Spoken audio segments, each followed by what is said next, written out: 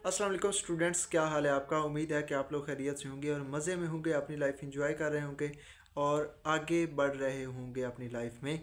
तो हमने इस वीडियो में डिस्कस करना है कि जिन बच्चों का इस दफ़ा एडमिशन नहीं हो सका उनके लिए आगे कौन कौन सी फील्ड्स हैं जिसमें वो जा सकते हैं। क्योंकि इस दफ़ा जितने स्टैट्स आ रहे हैं, जो यूट्यूबर्स वीडियो बना रहे हैं, वो काफ़ी जो स्ट्रेसफुल कंडीशन में बच्चे हैं। और जिन बच्चों का 94 से कम है मेरिट, 93.9 से कम है या 93.8 से कम है, या हम ज़्यादा नीचे जाएं 93.6 से जिनका कम है मेरिट और उन्होंने अगले साल इम्प्रूव नहीं करना एमडी कैट, तो उनको मूव करना चाहिए किसी अच्छी फील्ड में। वो अच्छी फील्ड कौन कौन सी हैं वो हम इंशाल्लाह इस वीडियो में डिस्कस कर लेंगे। अच्छा, सबसे पहले तो एक क्वेश्चन पैदा होता है कि आपने मेडिकल फील्ड में रहना है या मेडिकल फील्ड से आपने स्किप करना है। तो अगर आपने मेडिकल फील्ड में रहना है तो फिर और स्ट्रेटजीज होंगी और फील्ड्स होंगी, और अगर आपने मेडिकल फील्ड स्किप करनी है तो फिर आपके साथ और बहुत सारी जो अच्छी फील्ड्स हैं वो डिस्कस करेंगे इंशाल्लाह। तो सबसे पहले तो वो बच्चे जिनका एग्रीगेट भी 93.6 बना, 93.5 बना, उन्होंने बहुत ज़्यादा वेट भी किया और कुछ बच्चे ऐसे भी थे जिन्होंने मिठाइयाँ भी इस दफ़ा तकसीम कर दी क्योंकि उन्हें लगा कि उनका एडमिशन हो जाएगा। और नो डाउट उन्होंने अपनी स्ट्रगल जितनी उन्होंने की, उन्होंने हार्ड वर्किंग की, उन्होंने एफएससी अपनी स्ट्रॉन्ग बनाई, फिर उन्होंने मैट्रिक उनकी स्ट्रॉन्ग थी, फिर आगे एफएससी में उन्होंने मेहनत की, फिर आगे जाके उन्होंने एमडी कैट में अच्छा स्कोर किया।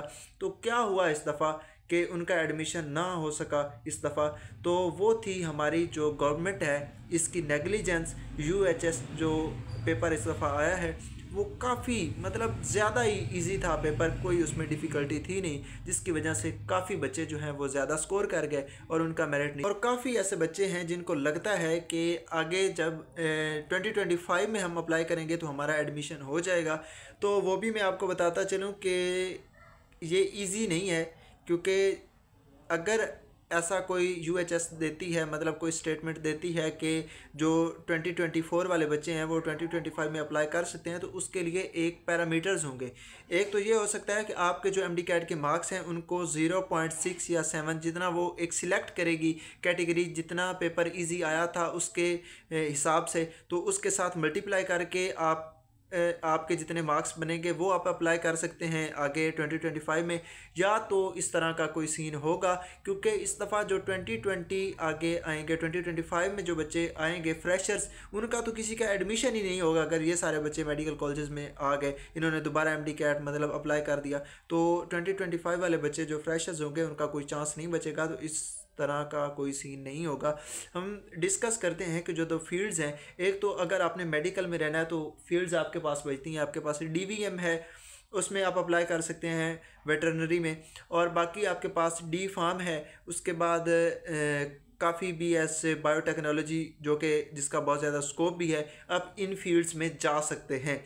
बीएस नर्सिंग जो फीमेल्स हैं उनको तो मैं सजेस्ट करूँगा कि वो बीएस नर्सिंग जो कि उनके लिए हाईली रिकमेंडेड है, वो उधर मूव हो सकती हैं। लेकिन अगर आपने करना है एमडी कैट 2025 आपने दोबारा देना है, इम्प्रूव करना है, तो उसके लिए ये है कि अभी तक कोई स्ट्रेटजी नहीं है, क्योंकि यूएचएस ने ये भी कहा है कि जो सेट एक नामी टेस्ट होगा, जो अमेरिकन जो सेट होता है, इस तरह का कोई टेस्ट होगा ये एकेडमिक्स माफिया को ख़त्म करने के लिए। इस तरह का भी कोई सीन हो सकता है, तो आपने जो है इसके लिए बिल्कुल अपने आप को प्रिपेयर करना है। और जो बच्चे जो मेडिकल फील्ड को ही स्किप करना है तो उनके लिए हाईली रिकमेंडेड है सीए, एसीसीए, जो कि बहुत ज़्यादा, जिनमें अनएम्प्लॉयमेंट रेट बिल्कुल ज़ीरो है, लेकिन इस फील्ड में उन्होंने आना है तो वो सोच के आए कि इसके लिए उन्हें बहुत ज़्यादा मेहनत की ज़रूरत है, क्योंकि इसमें consistency, you are hard working, your consistency is matter.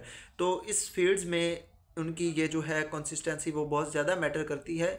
तो इस फील्ड्स में अगर उन्होंने जाना है तो ये आपको बात अपने आप से पूछनी पड़ेगी, अपने आप से सवाल करना पड़ेगा कि आप दिन के जो 8-9 घंटे हैं वो स्टडी को दे सकते हैं या नहीं। क्योंकि मोस्टली जो स्टूडेंट्स होते हैं वो जब एफएससी पास करते हैं तो हमारे दिल में यही ख्याल होता है कि आगे इंजॉयफुल लाइफ है, क्योंकि आगे यूनिवर्सिटीज़ वाले जो बच्चे होते हैं वो एंड पे भी 2-3 महीने पढ़ के अपनी जो 4/4 CGPA ले लेते हैं। लेकिन इन फील्ड्स में ऐसा कोई चांस नहीं है। तो ये आपने डिस्कस अपने पेरेंट्स से करें, अपने जो सर हैं उनसे करें। तो बाकी कोई भी आपकी क्यूरी हो तो आपने नीचे कमेंट कर देना है, इंशाल्लाह ताला मैं उस पर एक वीडियो भी बना दूंगा और आपको उसका रिप्लाई भी कर दूंगा। बाकी आज के लिए अल्लाह हाफिज़। चैनल पे आप न्यू हैं तो चैनल को सब्सक्राइब करें, दोस्तों के साथ शेयर करें। आज के लिए अल्लाह हाफिज़।